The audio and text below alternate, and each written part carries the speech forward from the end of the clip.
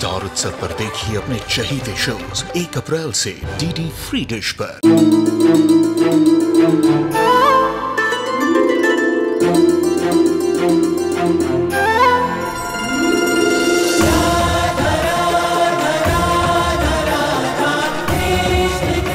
उत्तर प्रदेश की ब्रजभूमि से आरंभ हुई वो प्रेम गाथा जिसने पूरे जग को समझाई प्रेम की परिभाषा। देखिए राधा कृष्ण 1 अप्रैल से सुबह 11 बजे स्टार उत्सव पर। देखो तेजू, जूही आ गई। उसका देवर उसे छोड़ के आया होगा। चल चल चल चल जूही, इधर आ। तेरे चेहरे पे कितनी रौनक है और कितनी खुश लग रही है ताई। अरे ताई बस भी करो ना, देख देख कैसे शर्मा रही है। बताना क्या हुआ वहाँ? हाँ ताई, सुनो ना, मीर जीजू कैसे है? उनसे मिले थे तो क्या बात हुई? उनका नेचर कैसा है? उन्होंने क्या क्या कहा? आपको कहाँ लेके गए? सब बताओ, अब भी बताओ। बताती हूँ ताई। नील जी है ना, बहुत अच्छे हैं। ओहो नील जी, आप पूरे से चिढ़ाओगे ना तो मैं कुछ बताऊंगी नहीं। अब मैं जा रही हूँ। अच्छा सॉरी सॉरी। ठीक है, हम कुछ नहीं बोलेंगे। बेड पर बोल। क्या बात हुई नील से? ताई, उन्होंने मुझसे ना पढ़ाई को लेकर के कोई सवाल पूछे। अच्छा, और सिर्फ पढ़ाई के बारे में पूछा और कुछ भी नहीं? वो कह रहे थे कि मुझे अपनी पढ़ाई पूरी करनी चाहिए, अपने पैरों पे खड़ा होना चाहिए, अपनी पहचान बनानी चाहिए। लेकिन मेरी एक बात समझ नहीं आई कि शादी करने से किसी की पहचान कैसे बदल सकती है ना। कोई बात नहीं, वैसे तो आधी बातें उनकी मुझे समझ ही नहीं आ रही थी आज, पर पहली बार बात कर रहे थे ना हम, इसीलिए। तो जो भी बातें हुई बहुत अच्छी हुई। बहुत अच्छी हुई।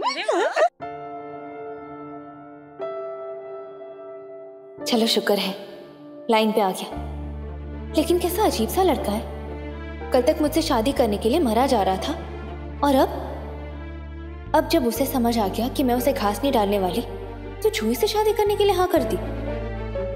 वैसे ठीक ही है, मेरी टेंशन तो खत्म हुई, वरना मुझे लग रहा था कि कहीं वो कोई ड्रामा ना करते। लेकिन मुझे अभी भी ख्याल रखना होगा।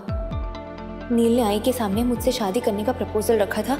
ये बात किसी को पता नहीं चलनी चाहिए, किसी को भी नहीं। वैसे ये मर्द लोग भी ना कितनी जल्दी रंग बदल देते हैं। नील बातें तो ऐसे ही कर रहा था जैसे अगर मैं नहीं मिली तो न जाने क्या कर लेगा। दुनिया भर की खुशियां देना चाह रहा था मुझे, और अब 2-1 दिन के बाद सब चेंज हो गया। कमाल है। और उससे भी कमाल तो वो ऋतुराज है। शायरिया तो ऐसे ऐसे मारता था जैसे सिर्फ मेरे कहने की देर है और मेरे लिए चांद तारे मेरे कदमों में लाके रख देगा।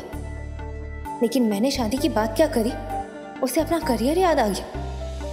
अरे मैंने कौन सा उसका गला दबा दिया था जो वो गा नहीं पाता? सीधे सीधे ना बोल देता, लेकिन हिम्मत ही कहाँ थी उसमें। बाद में सोचूंगा, आगे देखूंगा। तो देखता रहे, मैं उससे जिंदगी में कभी नहीं मिलूंगी। अगर उसे वाकई मुझसे प्यार होता तो मुझे ऐसे अकेले नहीं छोड़ता। ठीक कहा था आई ने, ऋतुराज वैसा लड़का है ही नहीं जैसा मैं समझ रही थी। लेकिन नील भी वैसा नहीं है जैसा आई उसे समझती है। उतना भी भोला नहीं है वो जितना दिखता है।